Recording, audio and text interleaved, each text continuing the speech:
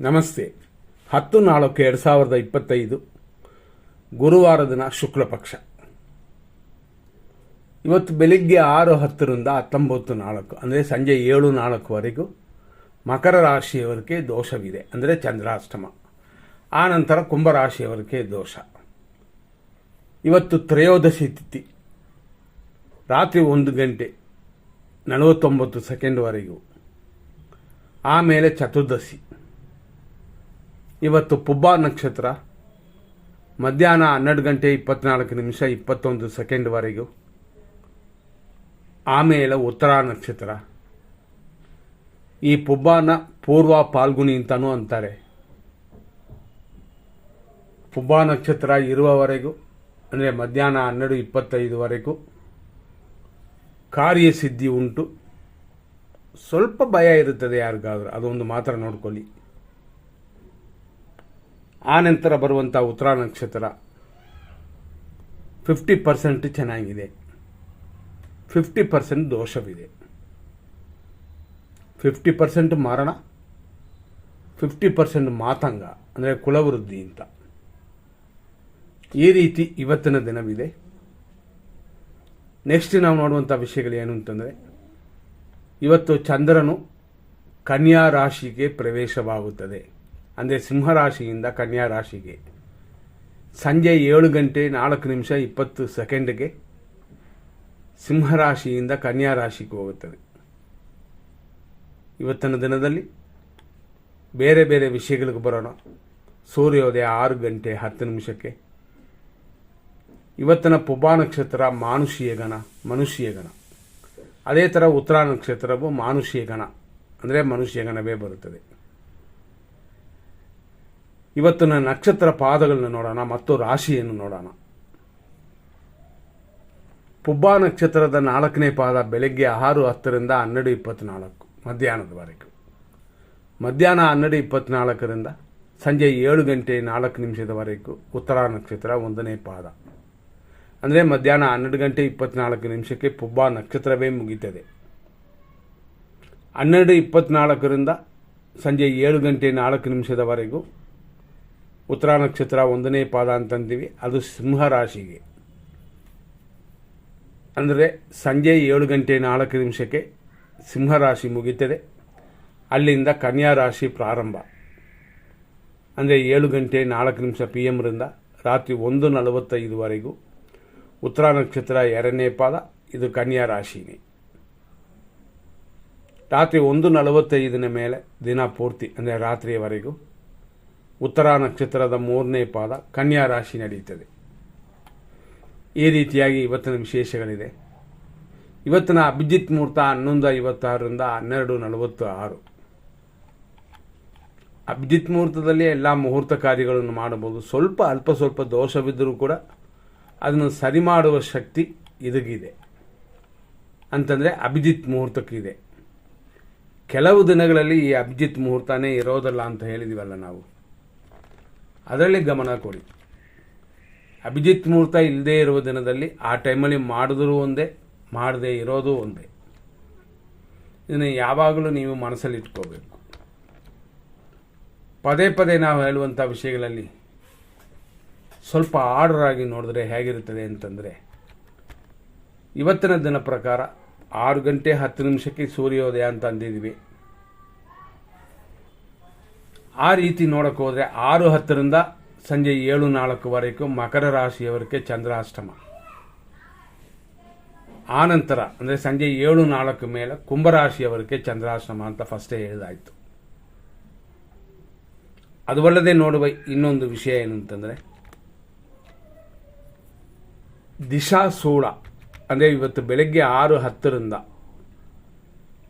ದಕ್ಷಿಣ ದಿಕ್ಕಲ್ಲಿ ಶೂಲವಿದೆ, ಅಂದರೆ ದಿಶಾಶೂಲವಿದೆ.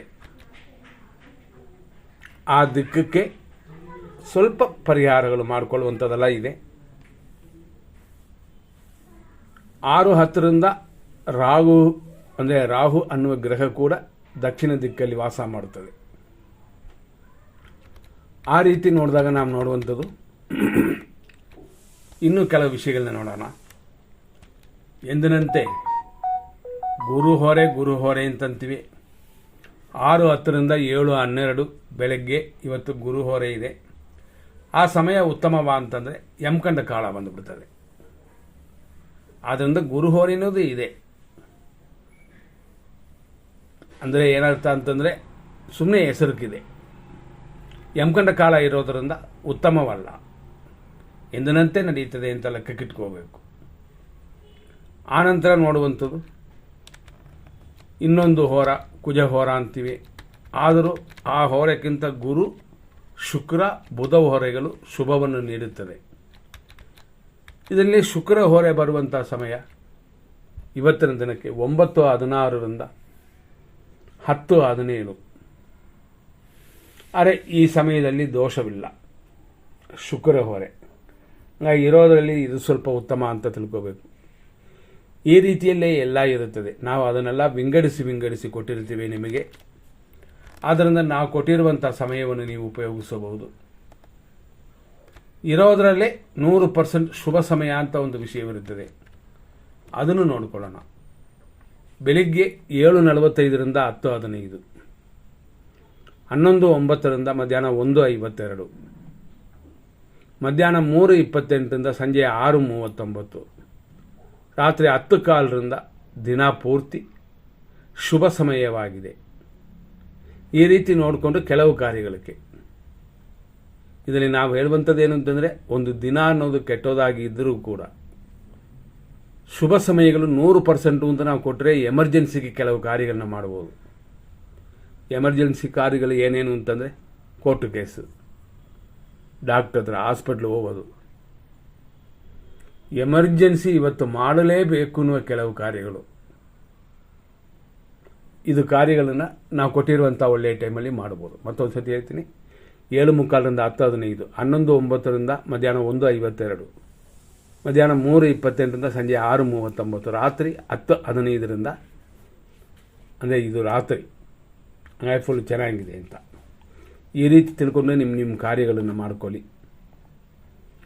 ಅದಲ್ಲದೆ ನೋಡುವಂಥದ್ದು ವಿಶೇಷವಾಗಿ ತಾರಾ ಮತ್ತು ಚಂದ್ರ ಬಲ. ಇದು ಯಾವ ನಕ್ಷತ್ರಗಳಿಗೆ, ರಾಶಿಗೆ ಚೆನ್ನಾಗಿದೆ ಅಥವಾ ಕೆಟ್ಟದಾಗಿದೆ ಇದೆಲ್ಲ ನೋಡ್ಬೋದು. ನಾವು ಫಸ್ಟೇ ನೋಡಿದಾಯ್ತು. ಈ ದಿನ 2 ನಕ್ಷತ್ರ ಬಂದಿದೆ, ಪುಬ್ಬ ಮತ್ತು ಉತ್ತರ ಅಂತ ಹೇಳಿದ್ವಿ. ಪುಬ್ಬ ನಕ್ಷತ್ರ 12:25 ಅಂದರೆ ಇದು ಮಧ್ಯಾಹ್ನ ಟೈಮ್, ಆಮೇಲೆ ಉತ್ತರ ಬರುತ್ತದೆ. ಹಂಗಾಗಿ ಇವತ್ತು ಅಶ್ವಿನಿ ನಕ್ಷತ್ರ ಮೇಷರಾಶಿಯವರಿಗೆ ಸಂಪತ್ತಿನ ಅನುಕೂಲವನ್ನು ಕೊಡುವ ದಿನವಾಗಿದೆ, ಸರಿಯಾಗಿ ಉಪಯೋಗಿಸ್ಕೊಳ್ಳಿ. ಭರಣಿ ನಕ್ಷತ್ರ ಮೇಷರಾಶಿಯಲ್ಲಿ ಹುಟ್ಟಿದವರಿಗೆ ಮಧ್ಯಾಹ್ನದ ಮೇಲೇನೆ ಶುಭಕರವಾಗಿರೋದು. ಅಂದರೆ ಮಧ್ಯಾಹ್ನ ಮೇಲೆ ಅಂತಂದರೆ 12:25 ಮೇಲೆ. ಈ ರೀತಿ ಇರೋದ್ರಿಂದ ಇದನ್ನು ಗಮನಿಸಿ ನಿಮ್ಮ ಕಾರ್ಯಗಳು ಮಾಡಿ. ಕೃತಿಕಾ ನಕ್ಷತ್ರ ಮೇಷರಾಶಿ 1ನೇ ಪಾದ. ಇವತ್ತಿನ ಶುಭ ಸಮಯ ಪರಮ ಮೈತ್ರಿ ತಾರೆಯಾಗಿ ಇವತ್ತು ಇರೋದರಿಂದ ಮಧ್ಯಾಹ್ನದವರೆಗೂ ಶುಭವಾಗಿದೆ. ನಂತರ ನೋಡುವಂಥದ್ದು ಕೃತಿಕಾ ನಕ್ಷತ್ರ ವೃಷಭ ರಾಶಿ, ಇದೇ ರೀತಿಯಲ್ಲೇ ಮಧ್ಯಾಹ್ನದವರೆಗೂ ಶುಭಕರವಾಗಿದೆ. ಇದು ನಿಮ್ಮ ನಕ್ಷತ್ರಕ್ಕೆ, ನಿಮ್ಮ ರಾಶಿಗೆ. ರೋಹಿಣಿ ನಕ್ಷತ್ರ ವೃಷಭ ರಾಶಿ, ಮಿತ್ರಧಾರೆ. ರೋಗ ಭಯ ಅಂದರೆ ಆರೋಗ್ಯ ವಿಷಯ ಮಾತ್ರ ಗಮನ. ಇವತ್ತು ದಿನಪೂರ್ತಿ ಶುಭಕರವಾಗಿದೆ, ಆರೋಗ್ಯದ ವಿಷಯ ಮಾತ್ರ ಕಂಟ್ರೋಲ್ ಮಾಡಿಕೊಳ್ಳಿ. ಮೃಗಶೀರ್ಷ ನಕ್ಷತ್ರ ವೃಷಭ ರಾಶಿ, ಮಧ್ಯಾಹ್ನದ ಮೇಲೆ ಶುಭಕರವಾಗಿದೆ. ಕೆಲವು ಕಾರ್ಯಗಳು ಮಾಡೋಕ್ಕೆ ಮಧ್ಯಾಹ್ನ ಅನುಕೂಲ. ಮೃಗಶೀರ್ಷ ನಕ್ಷತ್ರ ಮಿಥುನ ರಾಶಿ, ಮಧ್ಯಾಹ್ನದ ಮೇಲೆ ಶುಭಕರವಾಗಿದೆ. ನಾವು ಪದೇ ಹೇಳ್ತೀವಿ, ಪ್ರತಿಯೊಬ್ಬರಿಗೂ, ಪ್ರತಿಯೊಂದು ರಾಶಿಗೂ, ಪ್ರತಿಯೊಂದು ನಕ್ಷತ್ರಕ್ಕೂ ಸುಮಾರಾಗಿರೋದು ಬೇರೆ. ಓಕೆ, ಎಲ್ಲ ಮುಹೂರ್ತ ಕಾರ್ಯಗಳನ್ನು ಮಾಡ್ಬೋದು ಅಂತ ನಾವು ಕೊಡುವ ದಿನ ಬೇರೆ. ಈ ದಿನ ಹಾಗೆ ಕೊಟ್ಟಿಲ್ಲ, ಜಸ್ಟ್ ಓಕೆ. ಬೇರೆ ದಾರಿ ಇಲ್ಲ ಅಂದರೆ ಅಂಗಡಿ ಓಪನ್ ಮಾಡ್ಬೋದು, ಕೆಲವು ಕಾರ್ಯಗಳು ಮಾಡ್ಬೋದು. ಅದೇ ಥರ ನೆಕ್ಸ್ಟ್ ನೋಡೋದು ಆರುದ್ರ ನಕ್ಷತ್ರ ಮಿಥುನ ರಾಶಿ, ಅನುಕೂಲವಿದೆ, ಸಾಧಕ ತಾರೆ. ಇದು ಮಧ್ಯಾಹ್ನದವರೆಗೂ ಶುಭಕರವಾಗಿದೆ. ಮಧ್ಯಾಹ್ನದ ಮೇಲೆ ಸ್ವಲ್ಪ ಯೋಚನೆ ಮಾಡಿಕೊಳ್ಳಿ. ಪುನರ್ವಸು ನಕ್ಷತ್ರ ಮಿಥುನ ರಾಶಿ, ಮಧ್ಯಾಹ್ನದ ನಂತರನೇ ಅನುಕೂಲಕರವಾಗಿದೆ, ಲಾಭವೂ ಹೆಚ್ಚಾಗುತ್ತದೆ. ಪುನರ್ವಸು ನಕ್ಷತ್ರ ಕರ್ಕಾಟಕ ರಾಶಿ, ಮಧ್ಯಾಹ್ನ 12:25 ಮೇಲೆ ಅನುಕೂಲ. ಆದರೂ ಧನಹಾನಿ ಅಂತ ಇದಕ್ಕೆ ಎಚ್ಚರವಾಗಿರಬೇಕು. ಪುಷ್ಯ ನಕ್ಷತ್ರ ಕರ್ಕಾಟಕ ರಾಶಿ. ಆರೋಗ್ಯ ಉಂಟು, ಆದರೆ ಹಣದ ಖರ್ಚು ಹೆಚ್ಚಾಗುತ್ತದೆ.